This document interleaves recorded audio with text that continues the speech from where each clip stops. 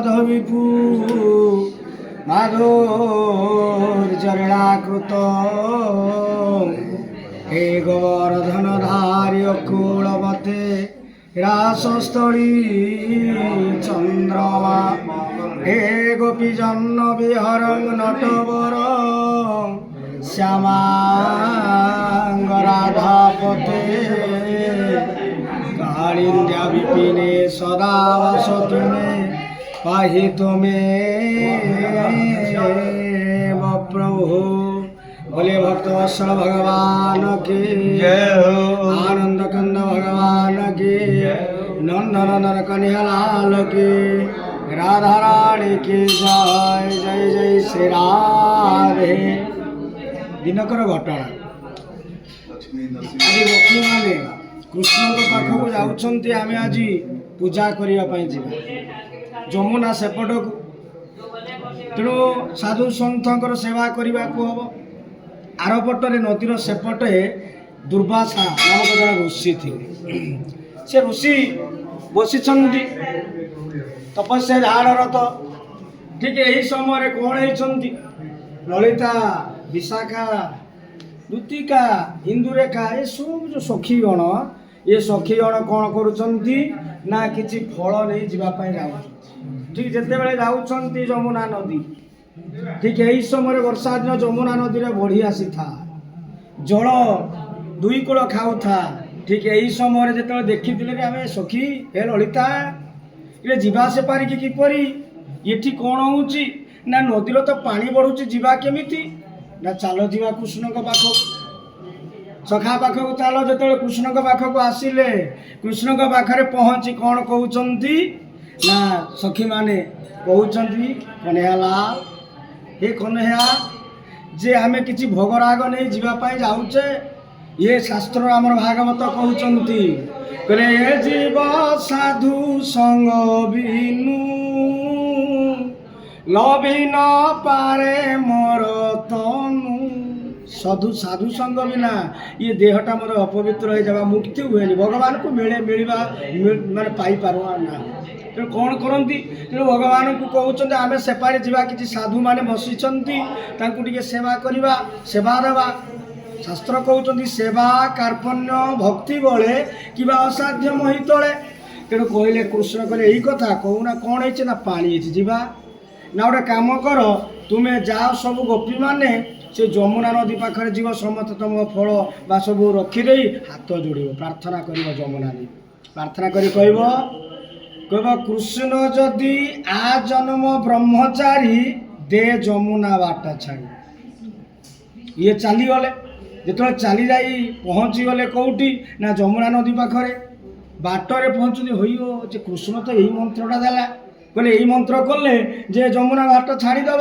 पानी दिभाग हो चली जा यही समय कौन होती जी मन मन गोपी कर हे ये की कथा कृष्ण तो डेली आमको कुंजवन को डाके बंशी बजाए सी आम हाथ धरे आमे ताको हाथ धरू सी नाचती आमे नाचू आमर राहस हुए शरत राहस अनेक राहस आम भितर से रास करिछि से ब्रह्मचारी केतेबेले हला ए मंत्र कौन काम कर कहीं तो लगुनि गोपी ए ललिता ये कथा कौन कृष्ण कहले तेणु जिते कहते कहते ना कृष्ण कहते तेणु कथा मानिबा तेणु ये ललिता विशाखा ज्योतिका इंदुरेखा ये सब गोपी 1600 गोपी आज कौन करुँच फल धरी बोले चाल कहते देखिया परीक्षा करवा जमुना नदी एपट सेपट पूरी था जल आज भरी जाइए समय हाथ जोड़ीदेले गोपी माने भावरे डाकुछंती कृष्णाय वासुदेवाय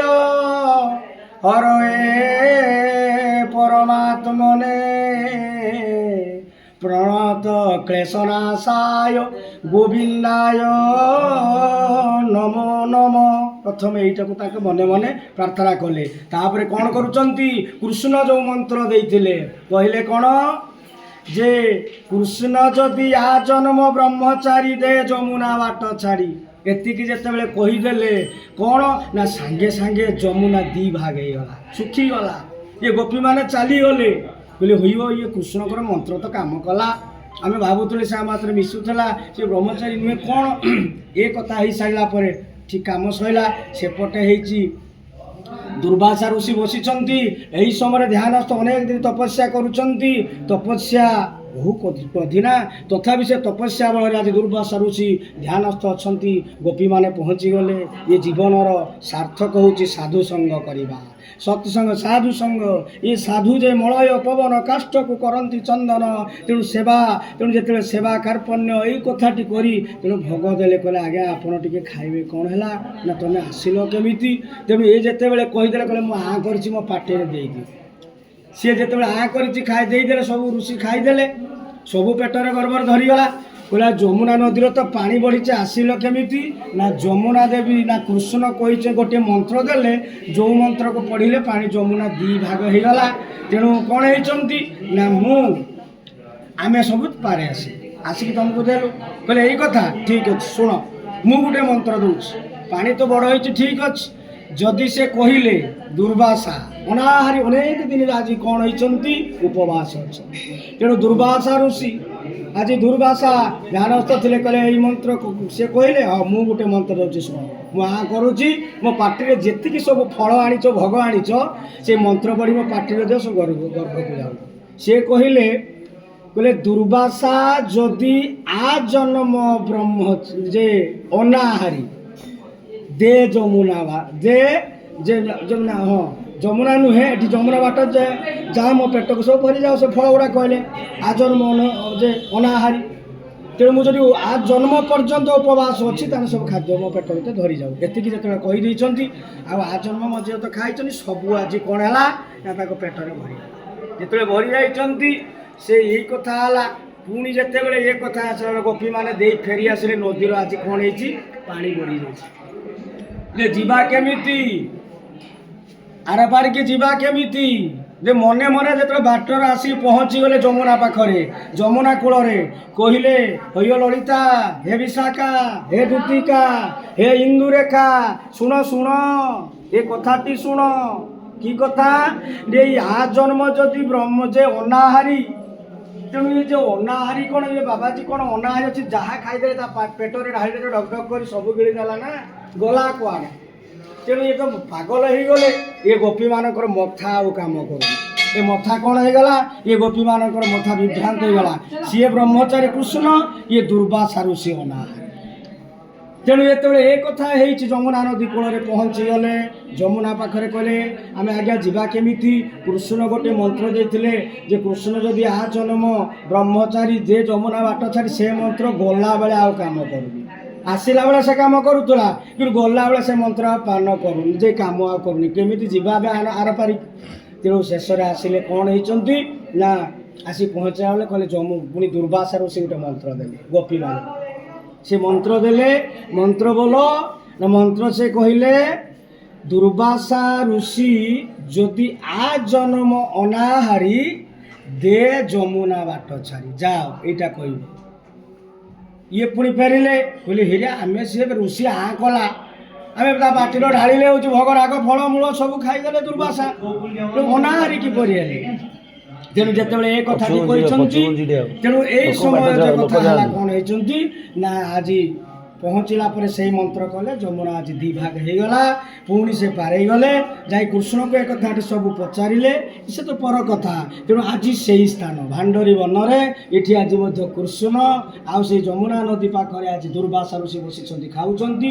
କୃଷ୍ଣ ମଧ୍ୟ ଏଠି ସେ ତ୍ରିଭଙ୍ଗୀ ଛନ୍ଦିରେ ରହିଛନ୍ତି।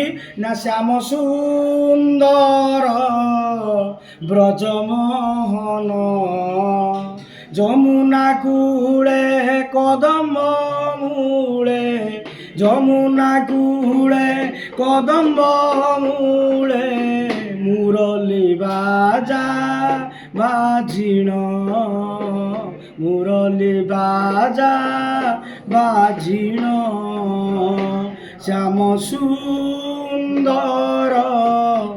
ব্রজমোহন। বলে নন্দ নন্দন করি হালাল কি জয় হো, সবার জবার রাধা রানী কি জয়, শ্রী গুরু ব্রহ্মানন্দ নিতাই গৌর হরি বল, জয় শ্রী রাধে সেই ব্রহ্মজি ভান্ডেরি বন, লীলা ভান্ডেরি বন, রাধে রাধে।